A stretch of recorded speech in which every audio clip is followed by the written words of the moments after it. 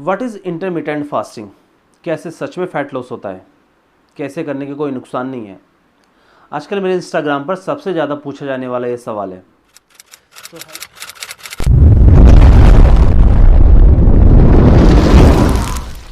So hello everyone, this is Kamal Kishore and you are watching K fitness Funda. तो आज हम बात कर रहे हैं इंटरमिटेंट फास्टिंग के बारे में, जिसे शॉर्ट में IF भी कहा जाता है और ये आजकल बहुत ज़्यादा ट्रेंड में है।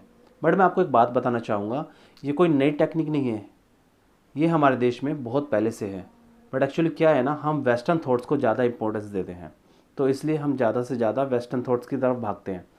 मैं आपको एक बात बताना चाहूँगा, मुझे बहुत अच्छे से याद है, मेरे दादाजी 6-6:30 बजे तक डिनर कर लिया करते थे।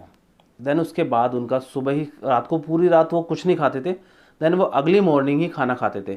मतलब पहले उनका नहाना धोना, पूजा पाठ होता था, उसके बाद उनका ब्रेकफास्ट होता था। तो आई थिंक उनका जो होता था ना, इवनिंग टू मॉर्निंग तक बहुत अच्छा खासी फास्टिंग हो जाती थी। तो एग्जैक्टली तो मैं टाइम नहीं बता सकता आपको। देन उनके बाद उनका लंच, फिर वही उनका डिनर, मतलब 7 बजे से पहले 6:30 बजे तक वो अपना डिनर कर लिया करते थे। तो और अगर आप जानते हो तो जैन धर्म के अंदर भी शाम ढलने से पहले पहले खाना खा लिया जाता है, मतलब 6 बजे तक वो भी खाना खा लेते हैं। तो इन शॉर्ट मैं आपको ये बताना चाहता हूँ कि इंटरमीडिएट फास्टिंग के अंदर जो ये अर्ली डिनर का प्रोसेस है, ये कोई नया नहीं है, ये पहले से ही हमारे भारत के अंदर चलता आ रहा है। इंटरमीडिएट फास्टिंग कोई डाइट नहीं है, it's a eating pattern only, जिसके अंदर आपको घर का नॉर्मल खाना खाना होता है, बट एक पर्टिकुलर फिक्स टाइम पर।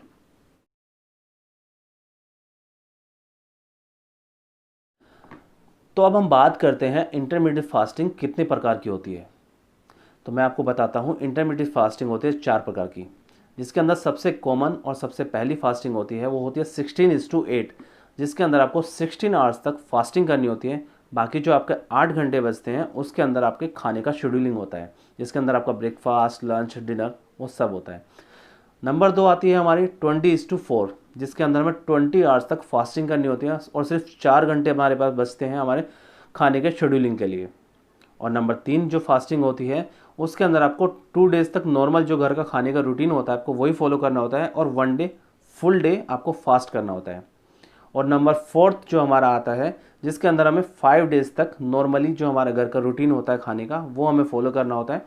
और लास्ट के जो 2 दिन बचते हैं, उन 2 दिनों के अंदर हमें फास्टिंग करनी होती है। और इसमें सबसे ज़्यादा फॉलो की जाने वाली 16:8 की फास्टिंग होती है, जिसके अंदर आपको 16 घंटे फास्ट करना होता है। बिकॉज ये बहुत ही ज़्यादा कन्वीनियंट और ईजी होती है, इसको कोई भी कर सकता है, चाहे वो वर्किंग हो, चाहे वो नॉन वर्किंग हो, चाहे वो स्टूडेंट हो, इसको आप कोई भी ईजिली कर सकता है। तो इंटरमीडिएट फास्टिंग के अंदर आपको करना क्या होता है, तो मैं आपको बहुत ही सिंपल तरीके से बताता हूँ। हमारे एक दिन के अंदर 24 घंटे होते हैं, जिसके अंदर से आपको 16 आवर्स यानी कि 16 घंटे आपको भूखा रहना है, जिसके अंदर आपको 16 आवर्स तक की फास्टिंग करनी है। बाकी जो 8 घंटे बचते हैं उसके अंदर आपका ब्रेकफास्ट, आपका लंच, आपका डिनर वो आपको मेंटेन करना होता है। फॉर एग्जांपल आप 7 बजे डिनर कर रहे हैं अगर, तो 7 बजे से आपकी फास्टिंग स्टार्ट हो जाती है 16 आवर्स के लिए, मतलब कि आपका मॉर्निंग के अंदर 11 बजे आपकी फास्टिंग कंप्लीट होगी। तो आप अपनी फास्टिंग को किसी भी हेल्दी ब्रेकफास्ट से ओपन कर सकते हैं। और देन उसके बाद आपने 7 बजे, आपने 11 बजे खाया, देन उसके बाद आप 3 बजे अपना लंच कर सकते हैं। लंच के बाद आपका डिनर जो होगा वो 7 बजे होगा। तो ये हो गई आपकी इंटरमीडिएट फास्टिंग। तो अब हम बात करेंगे इंटरमिटेंट फास्टिंग के फ़ायदे के बारे में। तो सबसे पहला फ़ायदा होता है फ़ैट लॉस। जी हाँ, जब आपकी बॉडी फास्टिंग पीरियड में होती है तो आपकी बॉडी के अंदर से फैट बर्निंग हार्मोन्स एक्टिव हो जाते हैं, जिसके कारण आप अपना वेट 3 to 4 kg तक ईजिली कम कर सकते हैं। और अगर आप ज़्यादा अच्छे रिजल्ट चाहते हैं तो आपको अपनी फास्टिंग की जो शुरुआत करनी होगी वो फ्रूट्स के साथ करनी होगी, सिर्फ सिर्फ फ्रूट्स। तो उसके बाद आपका जो रहेगा लंच वो लो का लंच रहेगा, एंड सेम एज आपका डिनर, आपको डिनर के अंदर भी आपको लो का भी मेंटेन करना होगा। इससे आपको बहुत अच्छे रिजल्ट मिलेंगे। हो सकता है स्टार्टिंग में आपको थोड़ी सी प्रॉब्लम लगे, बिकॉज होता क्या है, जब हम लो कार्ब डिनर करते हैं और उसके बाद अगर हम देर से सोते हैं तो आपको डेफिनेटली भूख लगने वाली है। तो उस बीच में आपको क्या करना है, आपको मिल्क नहीं लेना है, आपको ड्राई फ्रूट्स नहीं लेना है, आपको बिस्किट नहीं लेना है, आपको कुछ नहीं खाना है, आपको अपनी भूख को कंट्रोल करना है। ऐसे करने से आपको धीरे धीरे आदत पड़ जाएगी। फास्टिंग अपने आप में एक डिटॉक्सिफिकेशन प्रोसेस होता है एंड इंटरमिटेंट फास्टिंग के अंदर हमारे दिन का एक अच्छा खासा हिस्सा फास्टिंग में चला जाता है, जिससे हमारी बॉडी को रेस्ट मिलता है और हमारी बॉडी सेल्फ डिटॉक्स हो जाती है। आप यकीन मानिए, इस डिटॉक्सिफिकेशन प्रोसेस से आपका ब्लड शुगर लेवल कम हो जाता है, जिससे आपको टाइप 2 डायबिटीज़ होने के चांसेस बहुत कम हो जाते हैं। ये आपके बैड कोलेस्ट्रॉल को भी कम करता है, ये आपके एनर्जी लेवल को बहुत ज़्यादा बढ़ा देता है and it's very good for brain also. In fact हमारी बॉडी फास्टिंग पीरियड में कैंसर प्रिवेंटिंग सेल्स को जनरेट करती है, जिससे इन फ्यूचर कैंसर होने का खतरा बहुत कम हो जाता है। लेकिन ध्यान रहे, अगर आप पहले से ही diabetes, low BP, eating disorder के पेशेंट हैं तो मैं आपको इंटरमीडिएट फास्टिंग करने की सलाह बिल्कुल भी नहीं दूंगा। इंटरमीडिएट फास्टिंग से आपकी इम्यूनिटी बूस्ट होती है। कोरोना के चलते गवर्नमेंट की तरफ से गाइडलाइंस आई थी, जिसमें एक न्यूज़ स्प्रेड हुई थी कि आप फास्ट मत कीजिए, आपकी इम्यूनिटी कम हो जाएगी। बट मैं आपको बताना चाहता हूँ कि इंटरमीडिएट फास्टिंग करने से आपकी इम्यूनिटी बूस्ट होती है और आपका मेटाबॉलिक रेट 14% तक इंक्रीज़ हो जाता है। इंटरमिटेंट फास्टिंग एंटी एजिंग के लिए भी बहुत अच्छी होती है।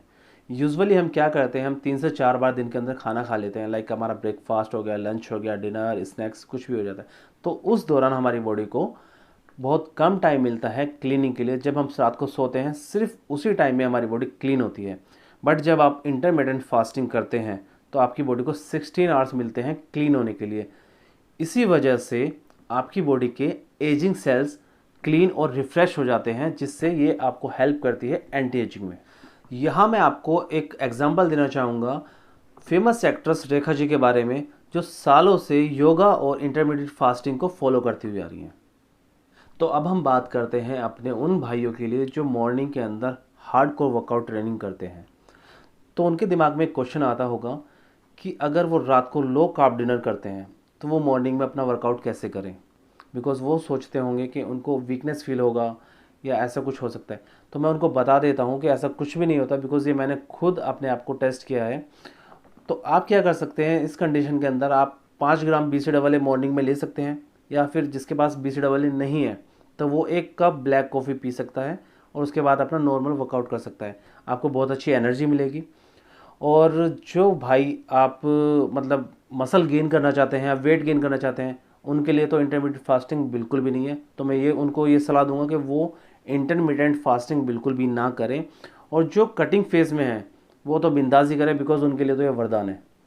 तो अब तक जितनी भी जानकारी मैंने आपको दी है, इससे आपको एक बात तो समझ में आ गई होगी कि इंटरमिटेंट फास्टिंग बहुत ही सेफ़ और अच्छी है।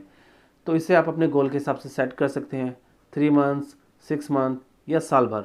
और अगर आप चाहें तो इसे हेल्दी लाइफस्टाइल की तरह लाइफ टाइम भी फॉलो कर सकते हैं। और ऐसा भी नहीं है कि अगर आपने एक बार इसको स्टार्ट किया तो आप इसको बंद नहीं कर सकते। सपोज़ आपको वैकेशन के लिए बाहर जाना है और आप चाहते हो कि अभी आप इसको ब्रेक करना, तो आप ब्रेक कर सकते हो और आफ्टर वेकेशन आप इसको वापस से कंटिन्यू भी कर सकते हैं। मैं आपको एक बार फिर बताना चाहूँगा, इंटरमीडिएट फास्टिंग सिर्फ वही लोग कर सकते हैं जो पूरी तरह से स्वस्थ हैं, जिनका कोई भी मेडिकल ट्रीटमेंट नहीं चल रहा है, जो किसी भी प्रकार की कोई भी दवाई नहीं लेते हैं। और बच्चे और प्रेग्नेंट वुमेन्स इसे ना करें। आई होप इंटरमिटेंट फास्टिंग से रिलेटेड आपकी सारी की सारी कन्फ्यूजन्स इस वीडियो के अंदर दूर हो गई होंगी। और फिटनेस से जुड़ी ऐसी और जानकारी के लिए देखते रहिए मेरा channel KK fitness Funda. Till then, stay fit, stay healthy.